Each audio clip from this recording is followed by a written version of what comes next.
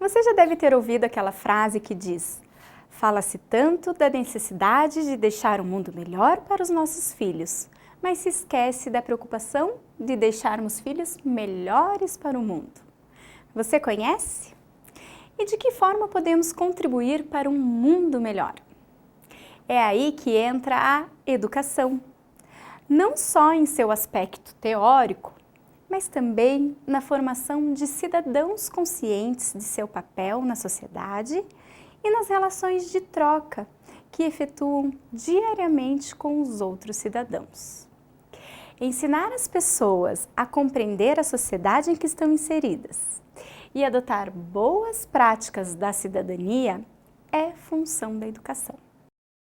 Para que isso seja possível, a educação tem que ser vista de maneira dialética e interligada a todos os aspectos da vida coletiva. E o que significa ver a educação de forma dialética? O significado literal de dialética é o caminho entre as ideias, ou seja, é o debate das diferentes visões através de discussões racionais.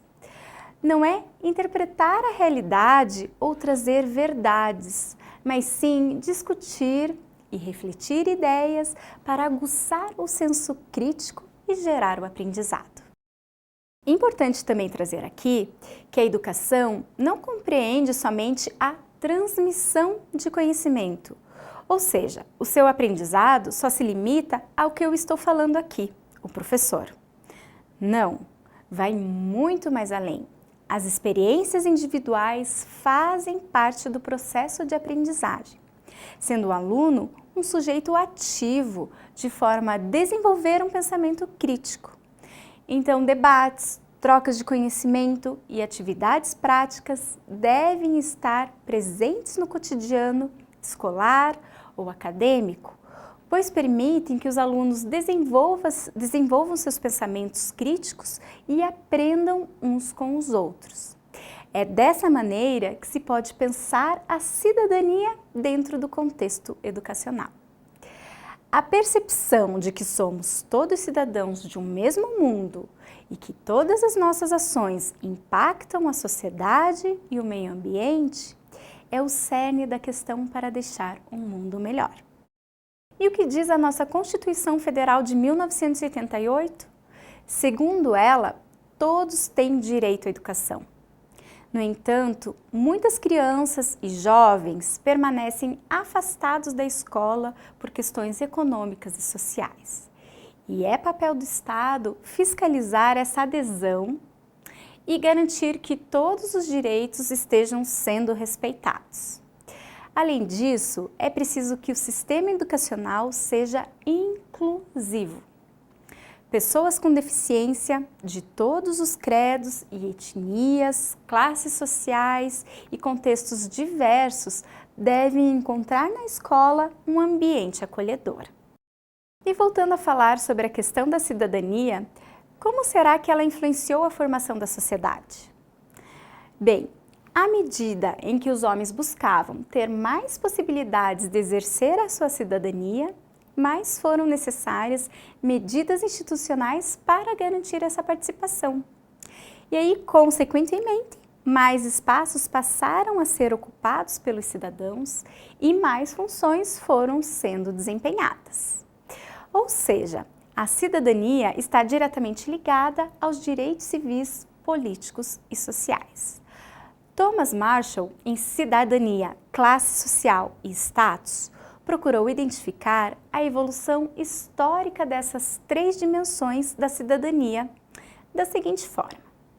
O século XVIII propiciou o desenvolvimento dos direitos civis, liberdade pessoal, liberdade de expressão, pensamento e crenças, o direito à propriedade e à justiça, como um exemplo. Já o século XIX foi o palco do estabelecimento de direitos políticos, como o voto e o emprego em serviço público. E o século XX possibilitou a extensão da cidadania para a dimensão social, que envolve o bem-estar, a segurança, o direito a uma vida civilizada e o acesso à herança social. A cidadania é a base de toda a conquista dos direitos humanos. Os direitos humanos são universais e devem ser aplicados a todos os sujeitos do mundo. E ao serem declarados como universais, são estabelecidos como superiores às fronteiras de cada país, aos governos que existem e aos sistemas vigentes. E os direitos humanos existem não só para garantir o bem-estar coletivo, mas também para determinar parâmetros de conduta entre a sociedade. Ao afirmar o direito de liberdade dos homens, por exemplo, define-se que a escravidão não é permitida. A educação pode ser compreendida como um dos direitos sociais fundamentais para a conquista da cidadania. Ela ensina ao indivíduo sobre seus direitos e deveres, permitindo que ele tome consciência de seu papel. E aí entra a conduta ética de cada um nas diferentes circunstâncias da vida. A leitura e a escrita são fatores essenciais para que se possa buscar e entender esses direitos. Essa é a premissa básica da educação: permitir que os cidadãos possam saber por si mesmos o que podem fazer. Mas a educação não é só um direito, ela também é um dever. Como assim? Pois bem, é direito do cidadão ter educação, mas também é dever frequentar a escola. No caso do Brasil, a obrigatoriedade no ensino é dos 4 aos 17 anos. Ter garantias legais de oferta de ensino gratuito é fundamental. Mas será que é suficiente para que o ensino seja acessível a todos? Como já vimos, a resposta é não. Muitas crianças e jovens permanecem afastados da escola por questões econômicas e sociais. É preciso criar políticas públicas de incentivo à educação. A proibição do trabalho infantil é determinante nesse caso, pois é um grande entrave ao acesso. A criação de incentivos às famílias de baixa renda que mantêm os filhos na escola também é importante, já que garante o bem-estar familiar sem prejudicar a adesão à educação. Importante destacar que o fim da ditadura, na década de 1980, foi essencial para a evolução das condições da educação no país. Isso porque as manifestações e os movimentos sociais influenciaram diretamente a luta por direitos. Essa luta foi significativa em diversos aspectos, fazendo com que a Constituição Federal de 1988 seja considerada uma das mais positivas em termos de conquistas de direito dos cidadãos. O artigo 5º da Constituição Federal estabelece os direitos civis e políticos fundamentais dos cidadãos brasileiros e estrangeiros residentes no Brasil, reconhecendo o princípio de igualdade perante a lei.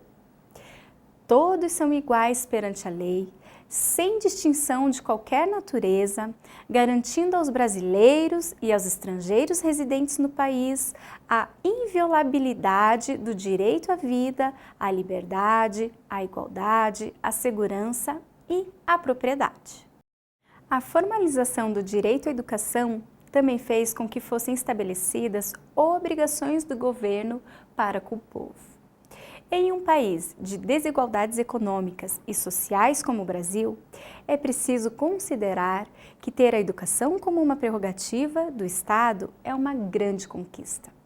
Isso significa não responsabilizar pais e familiares pela obrigação de manter seus filhos na escola, mesmo quando não há condições de transporte, alimentação e permanência.